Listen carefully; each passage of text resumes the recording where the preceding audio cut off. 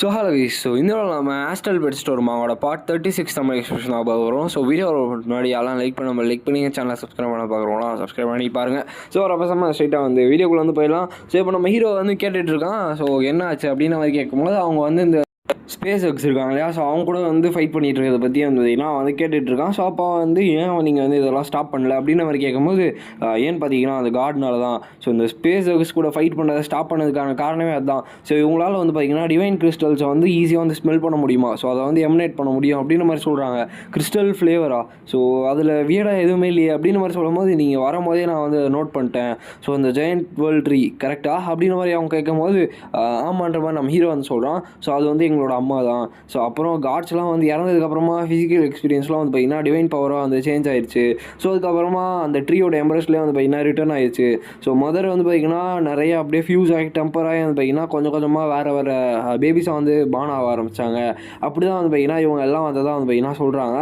உங்களோட இன்டெலிஜென்ஸ் படி இதுக்கு மேலே அவங்களுக்கே புரியும்னு நினைக்கிறேன் அப்படின்னு நம்ம சொல்லும்போது நம்ம ஹீரோ பார்த்தீங்கன்னா அந்த கிறிஸ்டல்ஸ்லாம் பார்த்தீங்கன்னா அவங்ககிட்டே எடுத்து கொடுத்துட்றான்.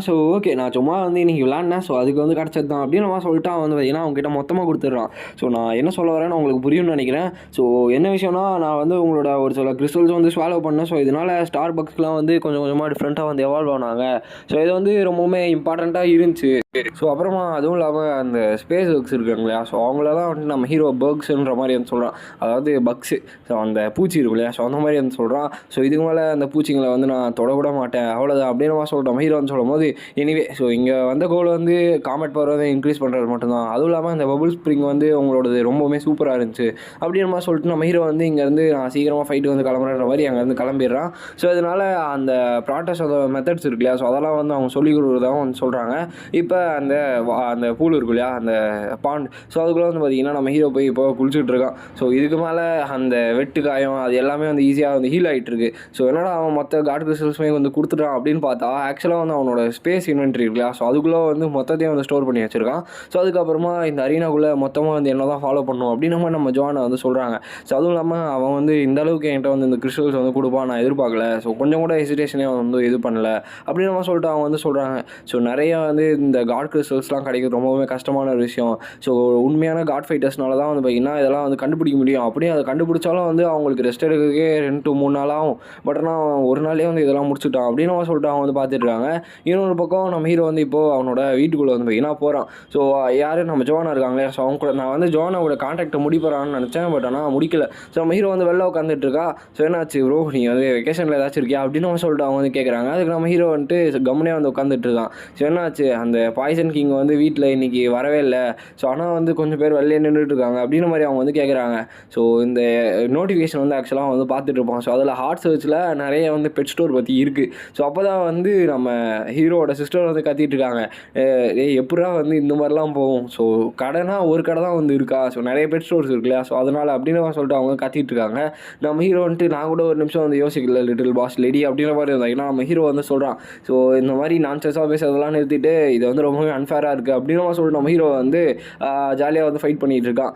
இதுக்கு மேலே மற்றவங்கள இது பண்ண விடாத, நீ உன் கடையை எப்படி இது பண்ணலான்னு மட்டும் பாரு அப்படின்னு நம்ம சொல்லிட்டு அவங்க சொல்கிறாங்க. நம்ம கண்டிப்பாக ஒரு பெரிய கடையை உருவாக்கணும் அப்படின்னு நம்ம சொல்லிட்டு ஆஸ்ட்ரல் பெட் ஸ்டோரை ஒரு பெரிய கடையாக மாற்றணுன்றது தான் அவங்களோட இதுவே. அடுத்த நாளே பார்த்திங்கன்னா அந்த பெட் ஷாப் பார்த்திங்கன்னா ரொம்ப பயங்கரமாக இதுவாகிடுது. ஏன்னா அவங்க அந்த சாம்பியன்ஷிப் இருக்குல்ல, அந்த எலைட் லீக் சாம்பியன்ஷிப், அதில் ஜாயின் பண்ணுறதுக்கான கேரண்டி கொடுக்குறதா சொல்கிறாங்க. அதனால் எல்லா பீப்புள்ஸுமே பார்த்திங்கன்னா வர ஆரம்பிச்சிட்டாங்க. பாஸ் எந்த இது பண்ணுங்க அப்படின்னு நான் சொல்லிட்டு.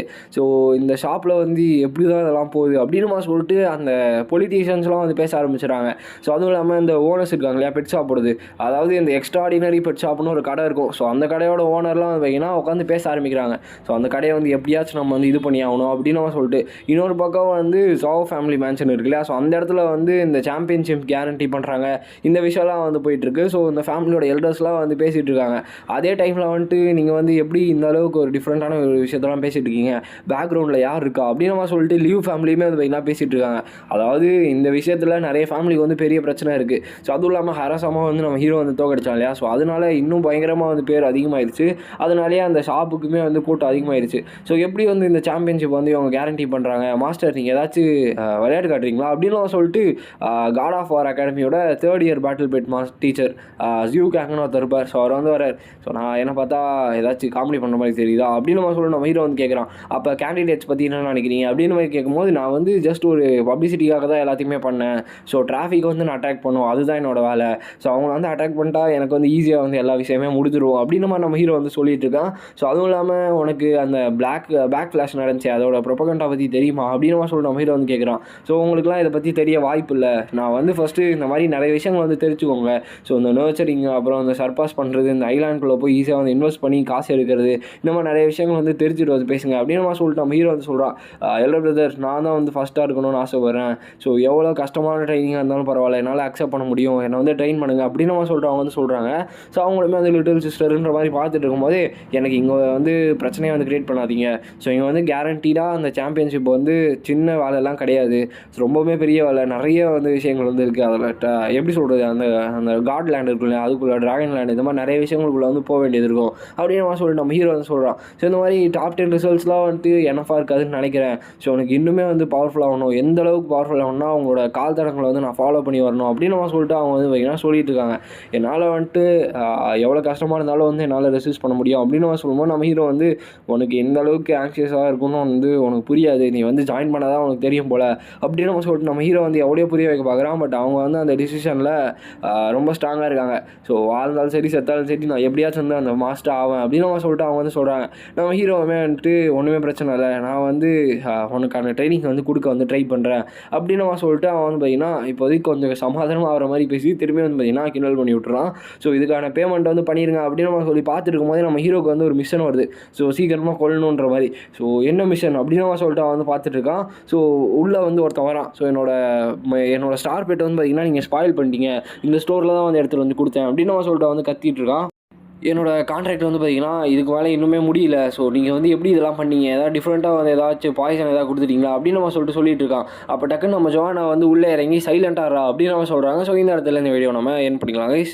ஸோ ஆக்சுவலாக வந்து இந்த வீடியோவில் நிறைய ட்விஸ்ட் அண்ட் டர்ன்ஸ் வந்து பார்த்திங்கன்னா இருக்கும். ஸோ ஏன்னா நடுவில் வந்து இந்த Zhao family, Liu family, Tang family எல்லாத்தையுமே காமிச்சாங்க. அதுவும் இல்லாமல் நம்ம ஹீரோ வந்து மொத்த பேரையும் வந்து கையில் வச்சுருக்காங்க இல்லையா, இப்போதைக்கு அவனோட கையில் தான் வந்து அந்த டைட்டில் லெவல்ஸ்லாம் இருக்காங்க. அவங்ககிட்ட வந்து ஃபைட் பண்ண வந்தாலுமே வந்துட்டு இவங்க வந்து ப்ரொடெக்ட் பண்ணுவாங்கன்றதை மறந்துடாதீங்க. அதுவும் இல்லாமல் நம்ம ஹீரோட சிஸ்டர் வந்து பார்த்திங்கன்னா எப்படியாச்சும் வந்து இதுவாகிடணுன்ற அந்த குறிக்கோளில் இருக்காங்க. ஏன்னா பிரதர் வந்து இந்த அளவுக்கு ஸ்ட்ராங்காக இருக்காங்கன்னா அவங்களோட சிஸ்டருமே அந்த அளவுக்கு ஸ்ட்ராங்காக இருக்கணும் இல்லையா. ஸோ அதனால் வந்து அவங்க பயங்கரமாக ஸ்ட்ராங் ஆகணுன்றதுக்காக அவங்க வந்து விடாமல் வந்து ப்ராக்டிஸ் பண்ணுன்றதுக்காக பார்த்துட்டு இருக்காங்க. ஸோ அதுவும் இல்லாமல் இப்போது புது பிரச்சனையுமே வந்து வந்திருக்கு. ஒருத்தர் வந்து அவனோட ஸ்டார் பெட் எடுத்துகிட்டு வந்து இது நல்லா இல்லை, இதுக்கு ஏதோ ஆயிடுச்சுன்ற மாதிரி சொல்கிறான். ஸோ இதுக்கு மேலே வந்து இன்னுமே டிஃப்ரெண்ட்டாக போகும். ஸோ இந்த வீடியோ உங்களுக்கு பிடிச்சிருக்குன்னு நினைக்கிறேன். ஸோ பிடிச்சிருந்துச்சுன்னா லைக் பண்ண சேனல் வந்து சப்ஸ்கிரைப் பண்ணிக்கோங்க. ஸோ நெக்ஸ்ட் உங்களை மீட் பண்ணுறேன். So bye guys.